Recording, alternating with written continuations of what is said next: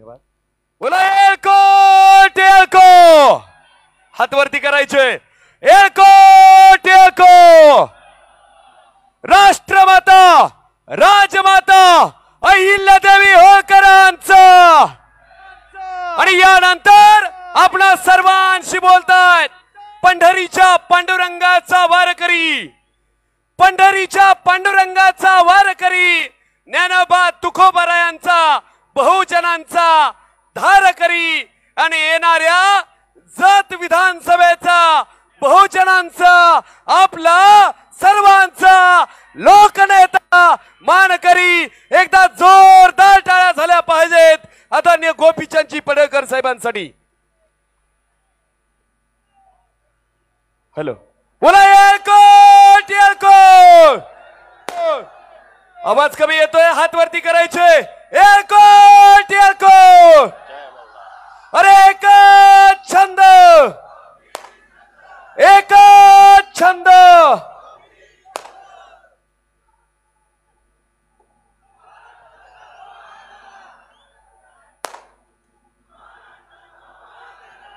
आज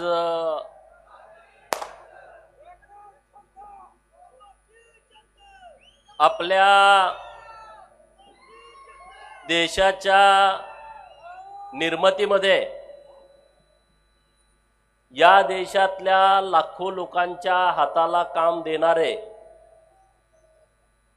प्रचंड श्रीमंत असताना सुद्धा ज्यांचे पाय जमिनीवरती होते, कोरोनाची प्रचंड महामारी जेव्हा या देशामध्ये आली, श्रीमंत तर खूप लोक आहेत, परंतु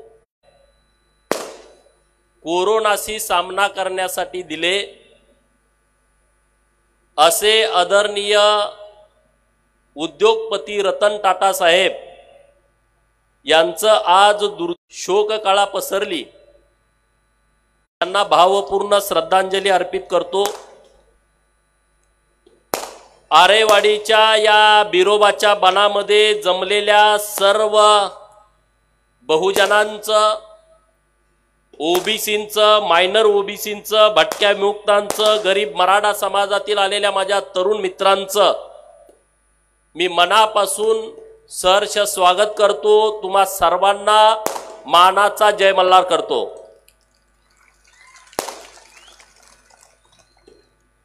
गेल्या अनेक दशकांपासून आपण ज्या गोष्टी जाताना आपला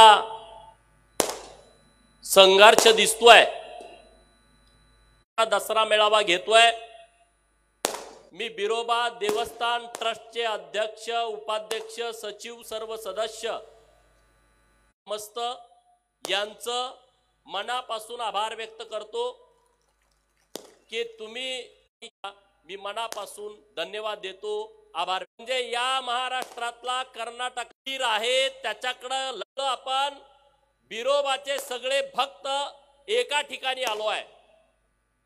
दौलत नानांनी त्यांच्या भाषणामध्ये सांगितलं, माझे मित्र शिवानंद हैबतपुरे साहेब आलेले आहेत। हे बघा, आपण कपाळावरती आडवा भंडारा लावतो, जो जो कपाळावरती आडवा भंडारा लावतो त्या मांडणी आडवी आहे। कोण चुकून आमच्या आडवा आला तर त्याला आडवा करण्याची क्षमता सुद्धा ठेवतो। हातात हात घालून गरीब मराठा समाजापासूनची क्षमता आपण आपली ठेवली पाहिजे आणि ती भूमिका घेऊनच बिरोबाच्या बनातून आपण आपल्या घराकडे गेलं पाहिजे, हे तुम्हाला मला कळकळीनं सांगायचं आहे। करणार की नाही?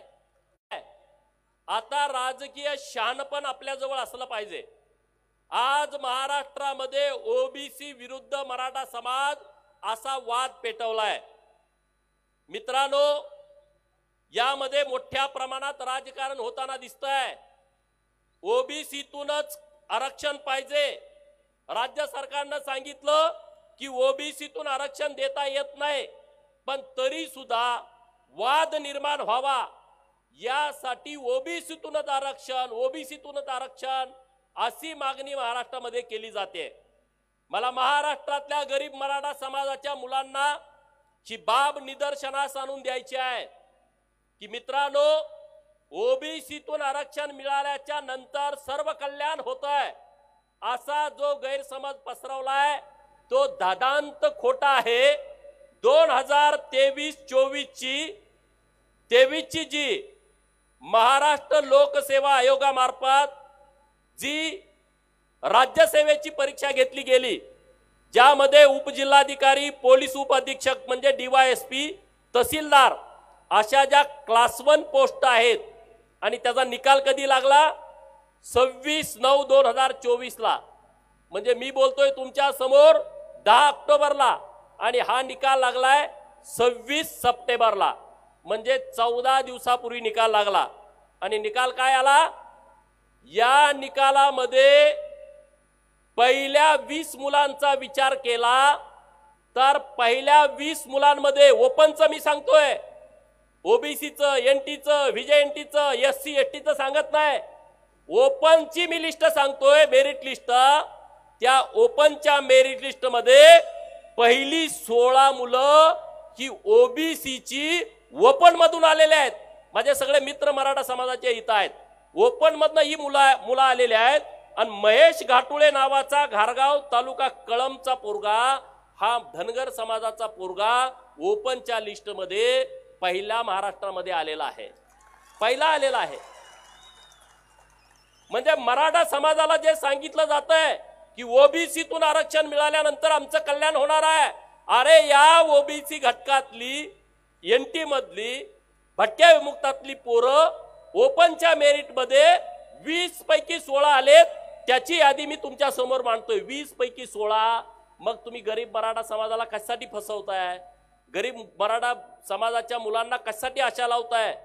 दुसरी यादी आली PSI ची, पोलीस उपनिरीक्षक 2022चा पदाचा निकाल 19/9/2024 ला जाहीर झाला, म्हणजे मागच्या महिन्यातल्या 19 तारखेला हा निकाल जाहीर झाला। आणि त्यामध्ये अमोल घुटुकडे नावाचा दिडभागवाडीचा, तालुका मान मधला, जिल्हा साताऱ्याचा एका मेंढपाळाचा पोरगा महाराष्ट्रामध्ये ओपन मेरिट मध्ये पहिला आलाय, ओपन मेरिट मध्ये पहिला आलाय। म्हणजे मी सांगतोय काय की पहिली जर 20 यादी काढली PSI ची तर ओपन मेरिट मध्ये ओबीसींची, मायनर ओबीसींची, भटक्या विमुक्तांची पोरं 10 मुलं PSI झालेत, पहिल्या लिस्ट मधलं सांगतोय 10 जण 20 मधलं। आणि म्हणून जो संभ्रम महाराष्ट्रामध्ये तयार केला, मराठा विरुद्ध ओबीसी वाद गावगाड्यामध्ये तयार केला, तर तो अनाठाई वाद ज्या लोकांनी लावलाय त्या लोकांनी मराठा समाजाचं नुकसान करू नये, मराठा समाजाचं मात्र करू नये, एवढंच मला या मेरिट लिस्टच्या माध्यमातून महाराष्ट्रातल्या लोकांच्या समोर आणायचं आहे। आज आपण आरेवाडीच्या बनामध्ये सगळे आला, ना तुम्हाला गाडी पाठवली, ना तुम्हाला घोडं पाठवलं, ना तुम्हाला पैसे दिले, तुम्ही सगळे उत्स्फूर्तपणे इथं आलाय।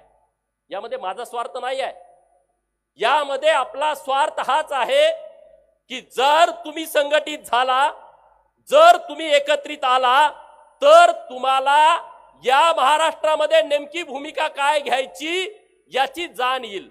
एकमेकांना तुम्ही भेटताय, आता तुम्ही सगळे बसलाय, तुम्ही एका गावातले नाही, तुम्ही एका तालुक्यातले नाही, तुम्ही एका जिल्ह्यातले नाही, राज्यातल्या कानाकोपऱ्यातून काही ना काही घटक इथं या मेळाव्यासाठी आलाय। आणि तोच माझा स्वार्थ आहे की तुमच्या भेटीगाठी झाल्या पाहिजेत, तुमच्या ओळखी पाळखी झाल्या पाहिजेत, तुमचं एकमेकांशी बोलणं झालं पाहिजे, आपण काय नेमकी राजकीय भूमिका घ्यायची याच्यावरती तुमची चर्चा झाली पाहिजे। यासाठी हा दसरा मेळावा आहे आणि तो दिवसेदिवस वाढत चाललाय, दिवसेदिवस। फक्त आम्ही तारीख जाहीर केली, आरेवाडीचे सगळे पुजारी या ऑफिसमध्ये बसून आम्ही एक बाईट दिली, सांगितलं की 10 तारखेला 4 वाजता आपल्याला दसरा मेळावा घ्यायचा आहे। आणि तुम्हाला कुणी फोन केला नाही, तुम्हाला कुणी यायलाच पाहिजे असं अजिबात सांगितलं नाही, तरी तुम्ही इतक्या मोठ्या संख्येने आलाय। मी विश्वासानं सांगतो, जर अशी ताकद वाढत गेली तर एक दिवस महाराष्ट्राच्या राजकारणाचं केंद्रबिंदू हा आरेवाडीचा बिरोबा बन ठरेल, हे केंद्रबिंदू ठरेल। आणि ते केंद्रबिंदू ठरवण्यासाठी तुम्ही सगळ्यांनी एकत्रित आला पाहिजे, एक जीव झाला पाहिजे, ताकदीने एकत्रित आला पाहिजे, आपली भूमिका मांडली पाहिजे, आपण आपल्या विषयावरती बोललं पाहिजे। जोपर्यंत तुम्ही तुमच्या विषयावरती बोलणार नाही तोपर्यंत तुम्हाला कुणी न्याय देईल अशी परिस्थिती महाराष्ट्राच्या मातीमध्ये नाही मित्रांनो. आणि म्हणून हे सगळे विषय तुम्ही समजून घ्या. बीके कोकरेंनी जी संघटना स्थापन केली होती महाराष्ट्रामध्ये, त्या संघटनेचा बारामतीच्या बांडगुळांनी माती केली, खून केला, राजकीय खून केला. नंतर बीके साहेबांचा मृत्यू झाला. अरे तो मृत्यू मी समजत नाही, तो राजकीय खून समजतो. बीके कोकरेंच्या काळामध्ये एवढी यंत्रणा नव्हती, आपण एकत्रित येऊ शकत नव्हतो, ताकदीने त्या विषयावरती बोलू शकत नव्हतो. पण आता ती परिस्थिती नाही आहे. आता तुमच्याकडे सगळ्या सोशल साईट आहेत, तुम्ही त्याच्यावरती व्यक्त होऊ शकता, त्याच्यावरती बोलू शकता, तुम्ही तुमची भूमिका मांडू शकता. आणि म्हणून बीके कोकरेंचा ज्यांनी राजकीय घात केला त्या लोकांचा घात करण्याची वेळ आता आपल्या समोर आलेली आहे. आणि म्हणून जो महाराष्ट्रातला प्रस्थापित आहे त्या प्रस्थापिताला गाडण्याची भूमिका तुम्ही आणि आम्ही सगळ्यांनी ठेवली पाहिजे. तुम्ही जर ती भूमिका ठेवणार नसाल तर तुम्ही पुढे काय करू शकत नाही. एकटा गोपीचंद काय करू शकत नाही. तुम्हाला बोलतोय, आम्ही ऐकतो आणि जातो. तुम्ही त्या भूमिकेवरती आलं पाहिजे. गरीब मराठ्याचं पोरगा असू द्या, त्याच्या पाठीमागे ठामपणे उभा राहावा. पण प्रस्थापिताला खोल खड्ड्यात गाडण्यासाठी जे जे करावं लागेल ते तुम्ही करण्याची गरज आहे. आणि ते तुम्ही सगळ्यांनी ताकदीने केलं पाहिजे. ही माझी तुम्हाला सगळ्यांना विनंती आहे. जमल की नाही जमल? जमल की नाही जमल? तुम्ही सगळ्यांनी निवडणुकामध्ये तिकीट मागा. गरीब मराठ्यांच्या पोरांनी तिकीट मागा, ओबीसीच्या, मायनर ओबीसीच्या, भटक्याच्या पोरांनी तिकीट मागा.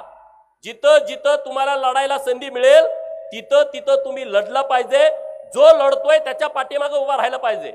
नाहीतर लढा म्हणजे सगळ्यांनी जाऊन अर्ज भरा असा त्याचा अर्थ होत नाही. ज्याची निवडून येण्याची क्षमता आहे त्याच्या पाठीमागे उभा राहावा. बहुजनांना या 2024च्या विधानसभेच्या निवडणुकीमध्ये त्याग करावा लागणार आहे. काय करावं लागणार आहे? त्याग करावा लागणार आहे. एखादा गरीब मराठ्याचं पोरगं उभं राहतंय, आपण थांबायचं, त्याच्या पाठीमागे उभं राहायचं. एखादा माळ्याचं पोरगं उभं राहतंय, आपण बाकीच्यांनी थांबायचं, त्याच्या पाठीमागे उभं राहायचं. एखादा वंजारी समाजाचा पोरगा लढतोय ताकदीनं, त्याच्याकडे निवडून येण्याची क्षमता आहे, आपण सगळेजण थांबायचं, त्याच्या पाठीमागे उभं राहायचं. एखादा धनगर ताकदीनं लढतोय, त्याच्या मागे तुम्ही उभं राहायचं, बाकीच्यांनी थांबायचं. एखादा रामोशाचा पोरगा म्हणत असेल की मी महाराष्ट्रामध्ये विधानसभेमध्ये आम्ही एकदाही गेलो नाही, आम्हाला लढायचं आहे, त्या पोराच्या पाठीमागे आपण ताकदीनं उभा राहायला पाहिजे. हा त्याग तुम्ही आता या विधानसभेच्या निवडणुकीमध्ये केला पाहिजे. नाहीतर उठला आणि पळाला काही उपयोग होणार नाही, माती होईल. हरियाणाच्या निवडणुकीचा निकाल परवाच्या दिवशी आला. तिथं जाट आंदोलन हे जोरात सुरू होतं आणि ते बघता तुम्ही टीव्हीवरती बघितलं, मारामाऱ्या, भानगडी, सगळी दादागिरी. तिथला ओबीसी, तिथला मायनर ओबीसी एकत्रित आला आणि त्यांचे काँग्रेसचे तिथले मनसुबे त्यांनी उद्ध्वस्त करून टाकले आणि राज्याचा निकाल बदलला. आपली निवडणूक आता पुढच्या महिन्यामध्ये येते. तर तो जे स्वप्न इथं शरद पवार बघतायत महाराष्ट्रामध्ये, जाती जातीमध्ये भांडणं लावून, जाती जातीमध्ये तेढ निर्माण करून, ते शरद पवारांचं स्वप्न उद्ध्वस्त करायची तयारी गरीब मराठा, ओबीसी आणि मायनर ओबीसीनी ठेवली पाहिजे. ठेवणार की नाही ठेवणार? मी बोलतोय ते योग्य आहे का अयोग्य आहे? अरे ते तुमच्या मताचा वापर करून घेणार आणि त्यांना पाहिजे तसा अजेंडा राबवणार. परवा ते कुठं तरी गेलते इंदापूरला, ते काय म्हणतायत की तुम्ही मला सत्ता द्या, मला महाराष्ट्राचा चेहरा मोहरा बदलायचा आहे. काय? तुम्ही मला सत्ता द्या, मला महाराष्ट्राचा चेहरा मोहरा बदलायचा आहे. मग आता 40 वर्ष काय तिथं तुम्ही लुटत होता का? 40 वर्ष तुमच्या हातामध्ये सत्ता होती, बरोबर की नाही? तुम्ही 4 वेळा मुख्यमंत्री, आता परत तो नातू, त्याला मुख्यमंत्री पदाचं स्वप्न पडलंय. हा आजा आणि नातू आपण मेंढ्या राखतो. मेंढ्याकडे गेल्यानंतर आपण फरूड बघितलाय का? माहित आहे ना फरूड? एवढा एवढा असतो पण ताटतोलय.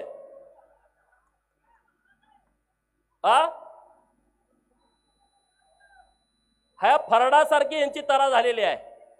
ह्या जाती जातीत भांडणं लागल्यामुळं त्यांना वाटायला लागलं की आता आम्ही महाराष्ट्रामध्ये काहीतरी करू.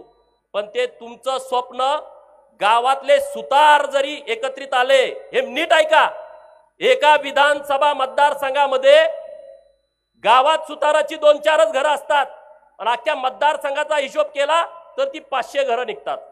लोहारांचा हिशोब केला तर ती 500,000 घरं निघतात. सोनाराचा विचार केला, कुंभाराचा विचार केला तर ती 500,000 घरं असतात.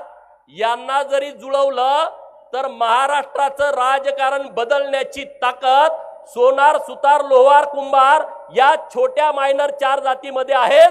तुम्ही जर सगळे एकत्रित आला तर तुम्ही काय करू शकताय याचा विचार तुम्ही करा. स्वतःची ताकद स्वतःला कळत नाही, त्याला दुसऱ्याला सांगावं लागतं, अरे तू ताकदवान आहे, तुझ्यामध्ये मोठी क्षमता आहे. अरे तुमच्यामध्ये प्रत्येकामध्ये प्रचंड मोठी क्षमता आहे, प्रचंड मोठी ताकद आहे. ती ताकद तुम्ही विसरू नका. ती सगळी ताकद एकत्रित करा. गावात गेल्यानंतर सगळ्या लोकांना एकत्रित करा, एकजूट करा. दसरा आहे आता 12 तारखेला. दसऱ्याच्या दिवशी तुम्ही सगळ्या लोकांना जाऊन भेटा, गरीब लोकांना जाऊन भेटा आणि त्यांना सांगा की आपल्याला राजकीय दिशा आता बदलवायची आहे. या सरकारमध्ये मी आमदार म्हणून तुम्ही मला पाठवला, अनेक गोष्टीचा आम्ही पाठपुरावा केला आणि सरकारनं सुद्धा खूप सकारात्मक प्रतिसाद दिला. ओबीसींच्या साठी 12 लाख घरं, मोदी आवास घरकुल योजना. कधी कुठल्या सरकारला वाटलं नव्हतं की ओबीसीला घरकुल द्यावं. तो पंतप्रधान आवास घरकुलची वाट बघायचा. यावर्षी 3 लाख ओबीसींना घरं दिली, त्यांची घरं बांधायचं काम सुरू आहे आणि दुसरी 3 लाख घरं देण्याची प्रक्रिया सरकारच्या माध्यमातून सुरू आहे. या 4 वर्षामध्ये 12 लाख घरं ओबीसींना द्यायचे आहेत. भटक्या विमुक्तांना 50,000 घरं दिली सरकारनं आणि मला आनंद आहे की धनगर समाजासाठी 25,000 घरं या वर्षी दिली. त्या घरांचं सगळ्या काम सुरू आहे मित्रांनो. म्हणजे जिथं आम्ही जातोय तिथं आम्ही काम करतोय. नुसती घरकुलं दिली म्हणून विषय संपत नाही. आज सरकारने एक चांगला निर्णय घेतला. काय घेतला? ओबीसींची 8 लाखाची क्रिमिलेअरची अट 15 लाखापर्यंत करण्याची राज्य सरकारनं मागणी मंजूर केलेली आहे. हा खूप मोठा निर्णय आहे मित्रांनो. आपले शिक्षक असतात, आपले नोकरदार असतात, त्यांना पगार 1-1 लाख असतो आणि म्हणून त्या पगारावरती त्यांचं सगळं चालतं अशातला विषय नाही. त्यांना 8 लाख रुपये क्रिमिलेअरची अट होती, त्यांना कुठली सवलत मिळत नव्हती. राज्य सरकारनं निर्णय केला आणि 15 लाख पर्यंतची क्रिमिलेअरची अट वाढवण्याचा क्रांतिकारी निर्णय आज सरकारनं इथं घेतलेला आहे. आणि त्यामुळे या सगळ्या गोष्टीचा आपण सारासार विचार करण्याची आवश्यकता आहे मित्रांनो. आज दसरा मेळावा आपला होतोय, तिकडं सावरगावला पण दसरा मेळावा आहे. गोपीनाथ मुंडे साहेबांनी चालू केलेला भगवानगडाचा मेळावा तो सावरगावला होतोय. वंजारी समाजालाही माझी विनंती आहे, या भटक्या विमुक्तांनी तुमच्याकडून लढण्याची ताकद घेतलेली आहे, तुमचा आदर्श घेतलेला आहे. पराभव राजकारणामध्ये होत राहतात. गोपीनाथ मुंडे साहेबांचा सुद्धा पराभव झाला होता, परंतु गोपीनाथ मुंडे साहेब लढले, ताकदीनं पुढे आले आणि अख्खा महाराष्ट्र बांधला. असं गोपीनाथ मुंडे साहेबांच्या सारखं आपण सगळ्यांनी एकत्रित येऊन ताकदीनं पुढे जायचं आहे, सगळ्यांना एकत्रित करायचं आहे. आणि संघर्ष तर आपल्या 5वीला पुजलाय.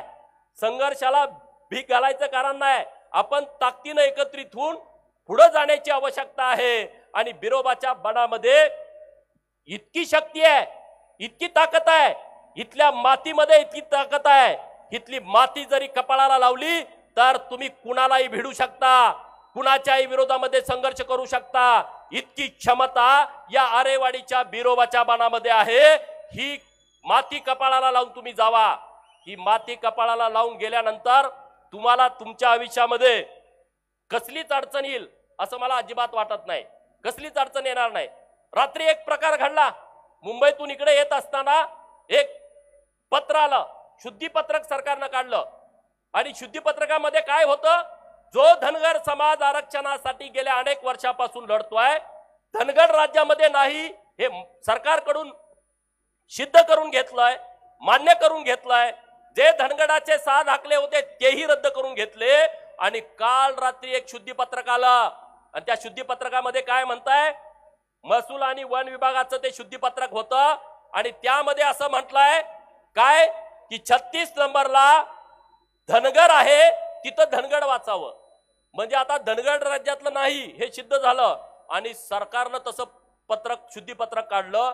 रात्री हे कळाल्यानंतर मी माननीय उपमुख्यमंत्री महोदयांना फोन केला, देवेंद्रजी फडणवीस साहेबांना फोन केला. ते पत्र त्यांना पाठवलं, त्यांनी ते पत्र वाचलं. हे कुणी काढलंय त्यांनाही माहित नाही. त्यांनी या राज्याचे महसूल मंत्री माननीय राधाकृष्ण विखे पाटील साहेबांना सांगितलं की हे तात्काळ शुद्धीपत्रक जे काढलंय ते रद्द करा. ज्यांनी ते शुद्धीपत्रक काढलंय त्याच्यावरती कारवाई करा, त्याला निलंबित करा, त्याला सस्पेंड करा. मग राधाकृष्ण विखे पाटील साहेबांशी रात्री बोललो आणि रात्री 1 वाजता त्यांनी आदेश जाहीर केला. आपले लगेच गडी लगेच व्यक्त होतात. तो आदेश आहे तो खरा की खोटा? अरे म्हणजे आम्ही काम करतोय ते खोटं आहे का? आम्ही तिथं आहे ना सगळ्या गोष्टीचा पाठपुरावा करायला. आणि आज सकाळी व्यवस्थितपणे ज्या पद्धतीनं आपल्याला ड्राफ्ट पाहिजे तशा पद्धतीनं हे शुद्धीपत्रक रद्द केल्याचा राज्य सरकारनं पत्र काढलं आणि ते आपल्या सगळ्यांना दिलं. मित्रांनो, आता आपली लढाई अंतिम टप्प्यामध्ये आली आहे. आपला आता दसरा सुरू आहे. 9 दिवस नवरत्न सुरू आहेत. 9 दिवस आपण उपवास करतो आणि 10व्या दिवशी विजयी दसरा, आपण दसऱ्या दिवशी विजयी मेळावा करतो. आपल्या आरक्षणाचे 9 दिवस संपलेले आहेत. आपण त्या विजया दिवसाची वाट बघतोय. सरकारनं तो तात्काळ विजयाचा दिवस लवकर आणावा. धनगरांच्या आरक्षणाची अंमलबजावणी करावी आणि धनगरांना भंडारा उधळण्याची संधी राज्य सरकारनं आम्हाला द्यावी, ही विनंती माझी राज्य सरकारकडे आहे. आणि त्यामुळं तुम्ही चिंता करू नका. आपण संघर्ष करतोय. सरकार जरी असला तर सरकार बरोबर आपण जिथं गरज पडेल तिथं 2 हात केलेले आहेत. पण सरकारनं अहिल्यानगर हा मोठा विषय घेतला हातामध्ये. अहमदनगरचा अहिल्यानगर, कालच मराठवाड्यामध्ये जे इसापूर धरण आहे त्या धरणाचं नाव बदलण्याचा निर्णय केला आणि त्याला राजे नौसाजी नायकांचं नाव दिलेलं आहे. असे अनेक महामंडळाची निर्मिती करण्यासाठी पाठपुरावा केला. अहो, आपल्या नेत्याने नुसता पाठपुरावा केला नाही तर आता सन्मान होत तो त्यांनी स्वीकारावा.